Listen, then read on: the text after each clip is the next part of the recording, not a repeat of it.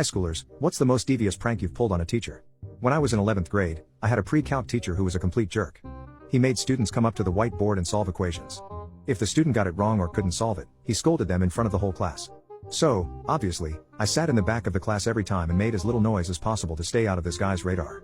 But unfortunately, on this fateful day, I was chosen to become his next victim. I walked up to the whiteboard, got handed a red marker, and was told to solve an equation he wrote on the board. I looked at the problem really hard, hoping my inner Asian power would conveniently awaken to save me from this situation. Unfortunately, it seemed like my American education system uprooted such powers from me. I turned around and told him that I didn't know how to solve it. Then he scoffed, as if to look down on me, and told me that we covered this area last week and that if I had paid more attention I would have been able to solve it. To be fair, we did cover it a week before. However, given that I was only a teenager, I got pretty upset by the way he embarrassed me in front of the class, so I decided to play a little prank on him. I put the cap back on the marker, and as he turned around from me I pretended to draw a line on his back.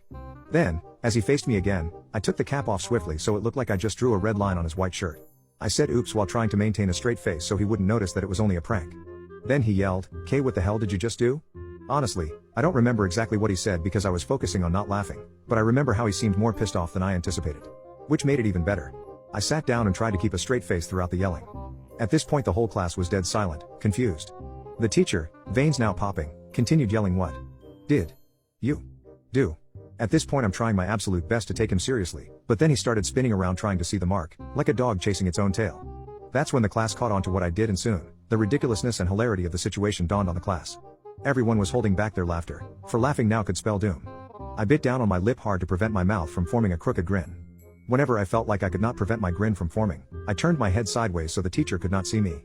But as I turned my head to the left, I saw the kid next to me pinching his thighs as if he was tearing a piece of flesh off. No good, that made me want to laugh more. I turned my head to the right, and the kid to my right was shaking so violently that I thought he would have shaken his shoulders right off. That almost got me, but I kept it together.